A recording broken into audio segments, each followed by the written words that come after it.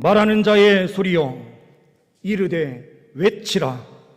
대답하되 내가 무엇이라 외치리까 하니 이르되 모든 육체는 불이요 그의 모든 아름다움은 들의 꽃과 같으니 풀은 마르고 꽃이 시듬은 여호와의 기운이 그 위에 불미라. 이 백성은 실로 불이로다. 풀은 마르고 꽃은 시드나 우리 하나님의 말씀은 영원히 서리라 하라. 아름다운 소식을 시온에 전하는 자여 너는 높은 산에 오르라.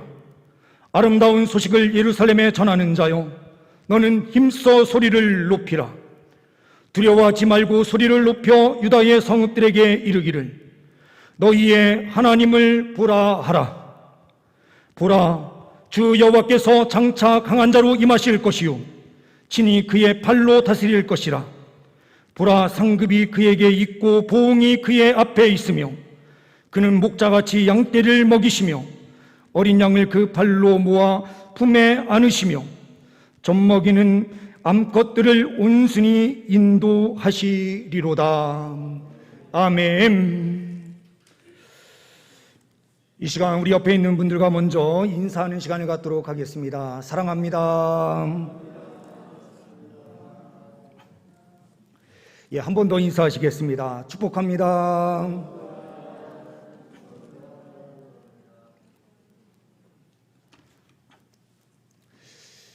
이 시간 함께 예배하시는 우리 온 성도님들 위해 주님께서 하늘문을 여시고 하늘의 영광으로 함께하여 주시는 줄 믿습니다. 오늘 이사야 40장 말씀을 통해서 전도자의 책무라는 제목으로 함께 말씀을 나눕니다. 전도자는 먼저 자기 자신, 전하는 자가 먼저 그 말씀을 확신하고 전해야만 합니다. 그러므로 오늘 말씀은 먼저 우리에게 해당되는 말씀이요 그것을 확신함으로 세상 가운데 선포하시는 귀한 전도자, 평신도 선교사님들이 다 되시기를 간절히 소망합니다. 첫 번째로는 우리는 본문 말씀을 통하여 하나님 말씀을 확신해야 한다라는 사실을 보게 됩니다. 6절에서부터 8절의 말씀은 말하는 자의 소리가 있습니다. 말을 하고 외쳐라. 하나님, 무엇을 외치리까? 라고 질문합니다. 하나님께서는 이렇게 말씀하십니다. 모든 육체는 불이요 그의 아름다움은 들의 꽃과 같으니 풀은 마르고 꽃이 시듬은 여호와의 기운이 그 위에 불미라. 이 백성은 실로 불이로다. 풀은 마르고 꽃은 시드나 우리 하나님의 말씀은 영원히 서리라 하라 라고 명령하십니다. 그렇습니다. 오늘 말씀에서 복음 전도자가 해야 되는 것, 인간의 한계에 대하여 선포해야 됩니다. 동시에 영원한 것, 하나님의 말씀을 선포해야만 합니다. 우리가 얼마나 연약한 존재인지 선포하면서 동시에 영원하신 하나님의 말씀이 있음을 선포해야만 합니다. 이것이 바로 우리가 말씀을 확신하는 가운데서 선포할 때의 능력으로 나타나게 되는 것입니다. 세계적인 모델이며 패션 디자이너였던 한 사람, 그리시다 로드게레스라고 하는 사람이 있습니다. 이 여인이 암에 걸려서 암 투병 중에 다음과 같은 글을 썼습니다. 나는 지구에서 가장 유명한 차를 갖고 있다. 그러나 나는 병실 휠체어에 앉아 있다. 나는 집에 디자인이 다양한 옷과 신발, 장신구 등 비싼 물건이 많다. 그러나 나는 병원에 하얀 환자복을 입고 있다. 은행에 아주 많은 돈을 모아놓았다. 그러나 지금 내 병은 많은 돈으로도 고칠 수 없다. 나의 집은 왕궁처럼 크고 대단한 집이다. 그러나 나는 병원 침대 하나만 의지해 누워있다. 나는 별 5개짜리 호텔을 바꿔가며 머물렀다. 그러나 지금 나는 병원의 검사소를 옮겨다니며 머물고 있다라고 SNS에 글을 올렸습니다. 돈 많았던 애플의 창업자 스티브 잡스도 56세에 죽었습니다. 우리가 잘 알고 있는 삼성을 창업한 이병철 회장, 그리고 그의 아들 이건희도 죽었습니다. 돈이 많다고 해서 생명을 연장할 수 있는 길은 없습니다. 오늘 말씀에 인간의 한계, 연약함에 대하여 먼저 선포할 것을 말씀하십니다. 우리는 부족합니다. 그러나 하나님의 말씀은 영원히 서리라 라고 하라고 말씀하시는데, 이 영원히 서리라 라고 하는 말씀은 어떠한 의미가 있습니까? 하나님의 말씀은 영원한데, 이 영원은 영원성을 이야기하는 것뿐만 아니라 그 안에 불변하다라고 하는 불변의 진리성을 함께 포함하고 있습니다. 그리고 이것은 유효하다라고 이야기합니다. 영원토록 유효합니다. 왜 이것이 유효한 말씀으로 영원히 변하지 않고 있습니까?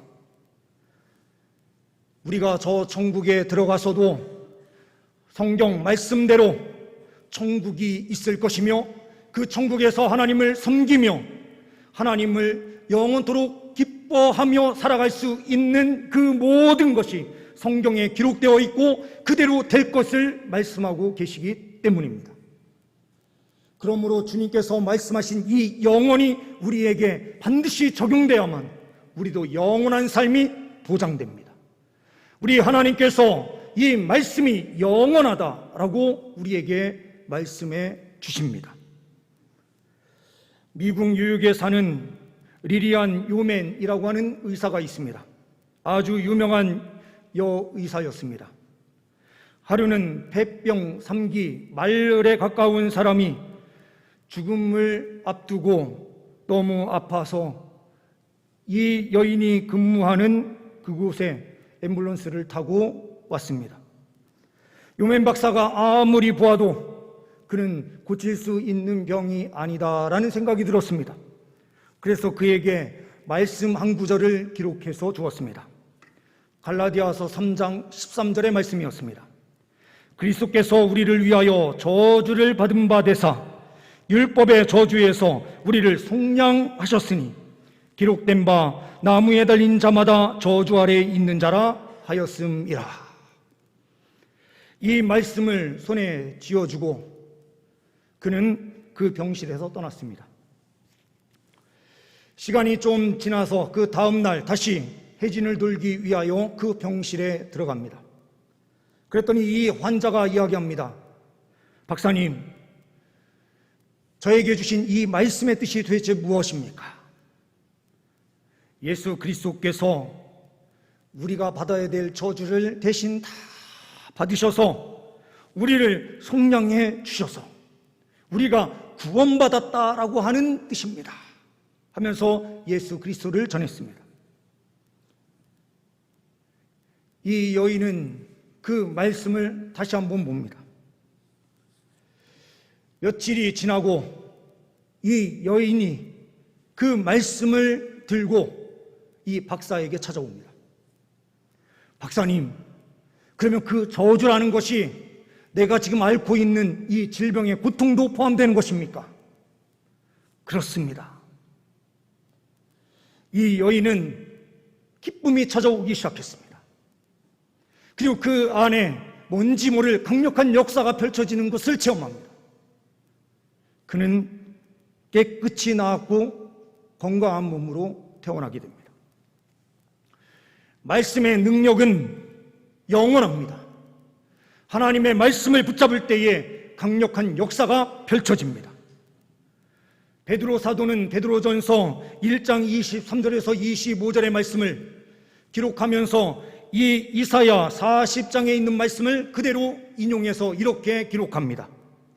너희가 거듭난 것은 썩어질 씨로 된 것이 아니요 썩지 아니할 씨로 된 것이니 살아있고 항상 있는 하나님의 말씀으로 되었느니라. 그러므로 모든 육체는 풀과 같고 그 모든 영광은 풀의 꽃과 같으니 풀은 마르고 꽃은 떨어지되 25절은 좀 나올 수 있게 해주시면 감사하겠습니다.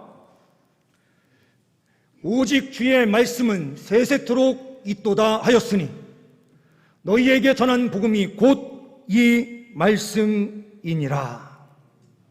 너희에게 전한 복음이 곧 이 말씀이다. 다시 한번 앞에 있는 23절을 한 번 더 비춰주시면 좋을 것 같습니다. 23절 말씀에 너희가 거듭난 것은 썩어질 씨로 된 것이 아니요 썩지 아니할 씨로 된 것이니 라고 말씀하고 있습니다. 농부가 씨통을 들고 들에 나가서 씨를 뿌립니다. 그 뿌릴 때에 보면 어떤 씨가 어떻게 날지 아무도 모릅니다. 그런데 하나님의 씨는 썩은 씨가 하나도 없다라고 오늘 말씀에 기록합니다. 다 살아있는 말씀이다. 살아있는 씨다 라고 말을 합니다. 뿌릴 때에는 이것이 아무것도 없는 것처럼 작은 씨앗들이지만 이 안에 하나님께서 싹을 틔워주는 그 순간 폭발력이 일어나는 것입니다. 생명력이 생기게 되면 크게 자라고 많은 열매를 맺게 됩니다. 우리에게 전해진 말씀이 바로 이러한 말씀입니다. 우리 안에 들어와서 폭발하는 순간 우리의 삶이 완전히 뒤집어지고 완전히 달라집니다. 하나님의 치료의 손길이 말씀을 통하여 들어오는 순간 우리 안에는 새로운 생명의 역사가 펼쳐집니다. 우리의 영혼은 더욱더 그래야 합니다. 하나님의 말씀이 들어가는 순간 그 안에 강력한 역사가 펼쳐져서 하나님을 찾지 않고는 견딜 수 없는 마음이 생기게 되는 것입니다. 복음 전도자인 우리가 확신해야 되는 것은 바로 이것입니다. 영원한 하나님의 말씀, 든든하게 서 있는 그 말씀을 확신하면서 담대하게 선포하는 것입니다. 두 번째로 전도자의 책무는 무엇입니까? 하나님을 바라보는 삶을 살아야 한다라는 것입니다. 9절의 말씀에 보게 되면 아름다운 소식을 시온에 전하는 자여 너는 높은 산에 오르라. 아름다운 소식을 예루살렘에 전하는 자여 너는 힘써 소리를 높이라. 두려워하지 말고 소리를 높여 유다의 성읍들에게 이르기를 너희의 하나님을 보라 하라.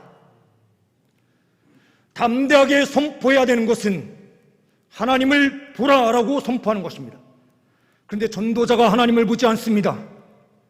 그러면 어떻게 그 사람들이 하나님을 보는 법을 알 수 있으며 그들이 어찌 그 말씀을 통해서 하나님을 진정으로 발견할 수 있겠습니까? 복음 전도자부터 우리 자신들부터 하나님을 온전히 바라보고 하나님 앞에 예배하는 삶, 하나님 앞에 기도하는 삶을 철저하게 살아들이며 삶 가운데서 그 말씀대로 살아갈 때에 세상 사람들도 살아계셔서 역사하시는 하나님을 직접 보게 되는 은혜의 역사가 펼쳐지는 줄 믿습니다. 준비된 PPT의 내용을 좀 보시면서 말씀을 대하도록 합니다. 교회에 찾아온 새가족들을 대상으로 작년 8월 달과 9월 달에 설문조사를 한 결과입니다. 교회를 찾은 사람들 중에서 종교를 비교하고 기독교를 찾아오느냐? 그렇지 않다라는 결과가 나왔습니다. 다른 종교에 참여하거나 어떤 모임에 참여한 사람들은 34%밖에 되지 않습니다. 대부분이 66%가 없다라고 답변을 합니다. 그리고 어떠한 종교를 믿을지 자기가 먼저 생각하는 일이 그게 드물다라는 사실입니다. 기독교 이전에 믿었던 종교가 있느냐라고 하는 질문에 81%가 없다라고 답변하고요. 다른 종교에서 개종한 사람들이 18%입니다.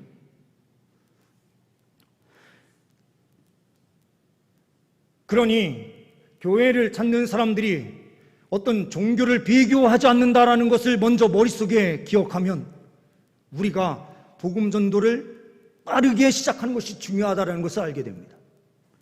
다음 페이지를 보시게 되면 교회를 찾는 사람들, 교회에 대한 호감이 결정하느냐? 그렇지 않다라고 합니다. 교회에 출석하기 전에 교회에 대해서 호감을 가지고 있었던, 좋은 감정을 가지고 있었던 사람들은 24%밖에 되지 않습니다.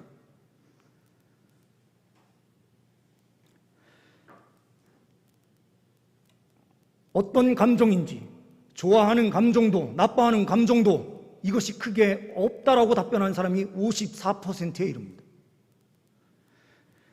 다음 페이지를 보시게 되면 새신자가 교회를 찾는 시점은 언제인가? 바로 삶의 어려운 문제를 당했을 때다라고 기록합니다. 지금처럼 어려운 시기를 지나가는 때가 언제 있습니까? 삶이 지금처럼 사람들의 관계가 모든 것이 다 끊어지고 이렇게 어려운 시기를 지난 때가 언제 있습니까? 지금이 복음 전할 적기이고 교회에 대한 호감은 분명하게 떨어져 있지만 그 호감이 복음을 받아들이냐 받아들이지 않느냐가 결정되지 않는다. 그리고 종교를 비교하면서 나오는 것이 아니니 빠르게 복음의 말씀을 전하는 것이 중요하다는 사실을 우리는 데이터를 통해서 분명하게 보게 됩니다. 그리고 다음 페이지를 보시게 되면 교회를 찾는 사람들이 왜 교회를 찾게 되느냐? 인생의 의미를 찾기 위해서래요. 내세 천국을 추구하기 위해서 온대요. 지금처럼 죽음이 눈앞에 있고 두려움이 엄습한 시기에 내세에 대한 천국에 대한 복음을 정확하게 제시하고 의미 없는 삶을 살아가는 사람들에게 의미를 부여해 주는 것이 얼마나 중요한 일입니까? 다음 페이지를 보시게 되면 전도자는 그러면 어떠한 사람들에 의해서 전도가 되었는가? 이 새신자들은 전도자가 누구인가? 라는 것을 보았을 때에 가족, 친척이 48%입니다. 그러니 먼저 우리는 가족과 친지, 옆에 있는 사람들을 먼저 돌아봐야 됩니다. 그리고 친구, 선후배, 이웃, 직장 동료, 그리고 기타가 2%인데요. 기타가 바로 우리가 금요일 날 나가서 전도하는 행복 전도대와 같은 그 전도대를 통해서 변화받고 오는 것입니다. 지금은 우리가 전도대의 활동이 잠깐 멈춰져 있긴 해도 2%는 작은 퍼센트가 절대로 아닙니다. 한 영혼을 구원할 수 있다면 우리는 무엇이든지 할 수 있습니다. 그런데 이 전도대보다 더 강력한 것이 바로 가까이에 있는 우리의 가족들, 또한 친구, 선후배, 그리고 이웃을 돌보면서 복음 전파하는 일이 중요하다라고 하는 결론이 나오게 됩니다. 다음 페이지를 보시게 되면 교회 출석 시 그럼 전도자에게 무엇을 말하면서 전도했는가? 이것을 보았더니 특별한 계기 없이 그냥 가자고 해서 교회에 나오게 되었다라고 하는 것이 35%, 19%가 바로 교회에서 새신자 초청 행사를 한다고 하니 나가자고 해서 나왔다. 20% 어마어마한 것입니다. 우리는 이것을 위해서 전도 대상자를 작정하고 우리가 함께 전도하기 위해서 힘쓰는 것입니다.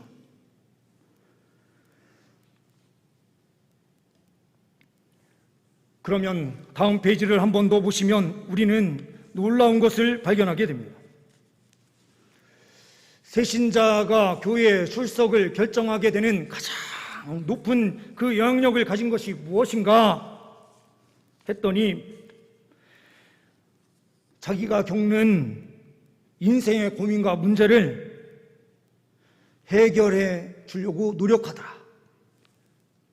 그 문제가 해결된 게 아니에요. 노력하는 모습만 보여줘도 사람이 감동이 되는 거예요.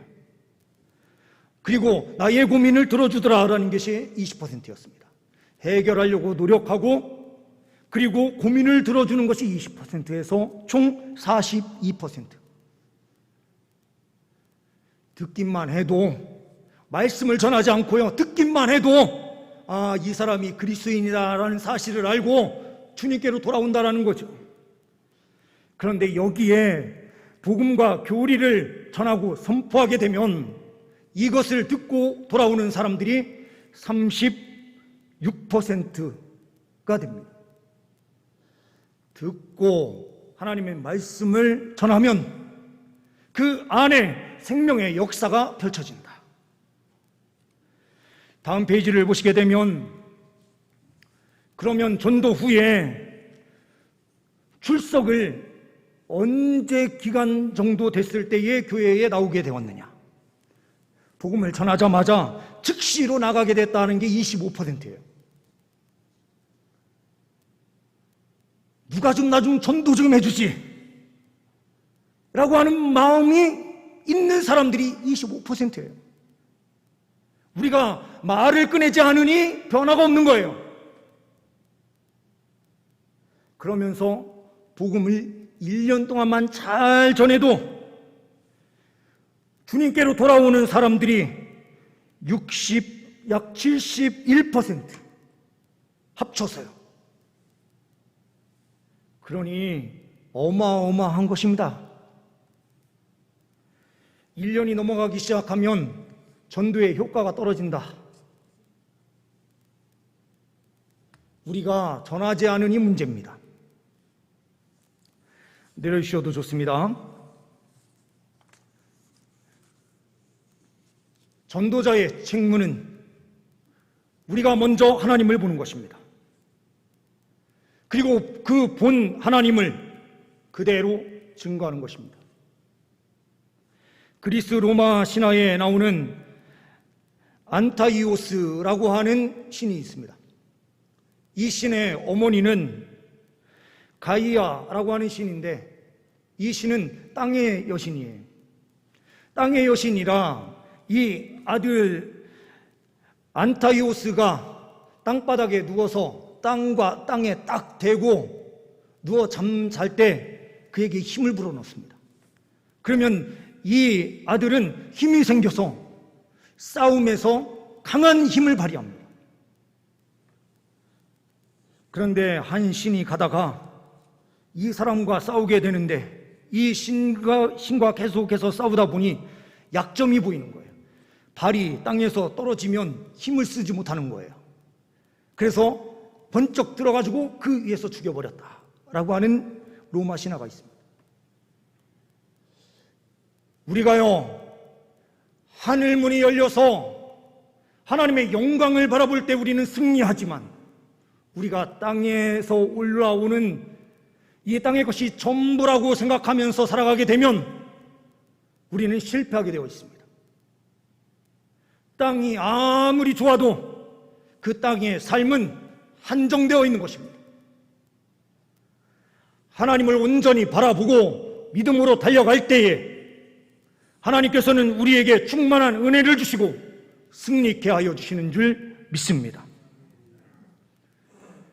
세 번째로는 하나님의 보호와 사랑이 있음을 확신해야 합니다.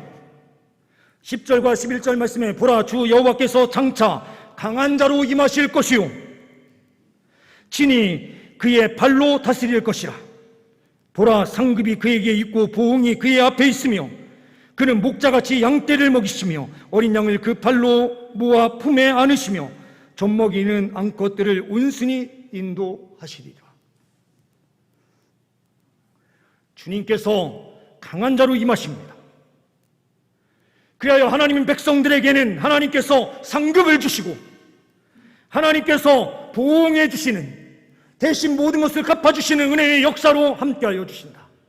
어떠한 어려움이 있어도 주님께서 그를 품어 안으셔서 보호해 주시고 인도해 주신다라고 하는 것이 오늘 말씀의 핵심입니다.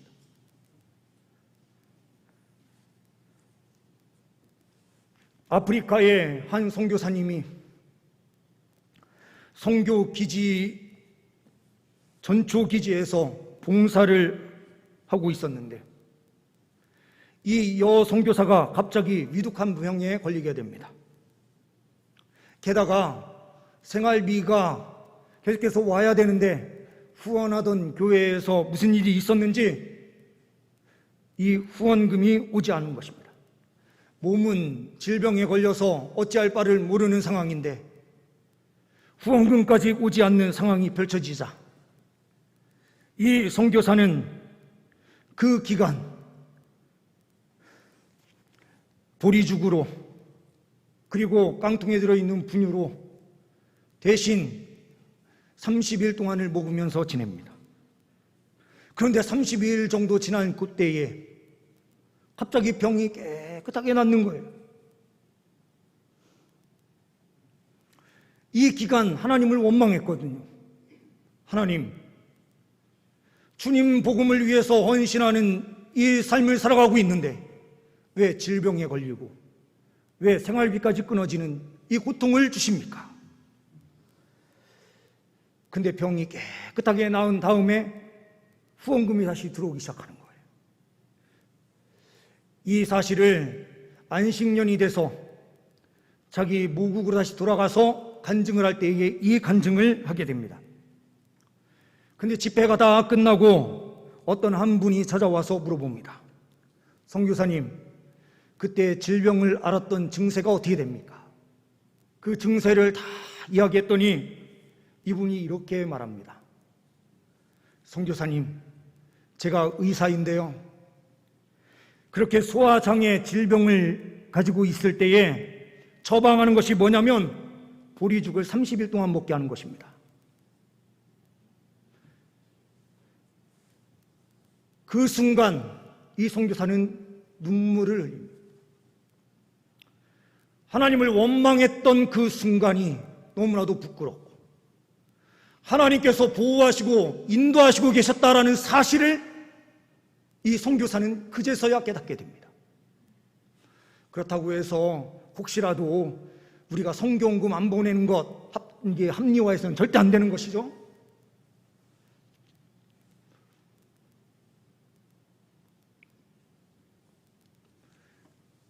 하나님의 보호의 손길은 너무나도 정확하게 이루어집니다. 하나님의 일하심은 영원히 지속됩니다. 하나님께서 한번 말씀하시면 하나님께서 그걸 멈추기 전까지는 그대로 이루어지고 성취되는 것이 하나님의 말씀입니다. 하나도 썩는 그 씨앗이 없는 완전히 살아있는 씨앗을 우리에게 심겨주셔서 우리 안에 강력한 생명의 역사가 펼쳐졌고 제3의 은총을 우리가 누렸습니다. 이 은혜를 우리는 그대로 선포하고 전할 책임이 있습니다. 만약 이 사명이 우리에게 주어지지 않았다면 하나님께서 구원을 주시는 즉시로 강도, 예수님 옆에 그 매달려 있었던 한 강도처럼 즉시로 죽게 했을 것입니다.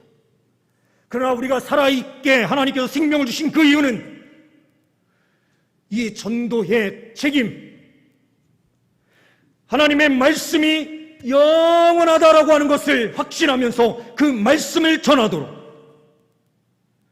그리고 하나님을 온전히 바라보라 라고 선포하는 이 말씀을 선포할 수 있도록 하나님을 바라볼 때마다 하나님께서는 하늘문을 여시고 하늘의 영광을 우리에게 보여주시고 성령의 충만함을 더입혀 주셔서 그 천국의 기쁨이 나와 별개가 아니라 나의 것이 되고 확신 속에 거하게 하시는 것입니다.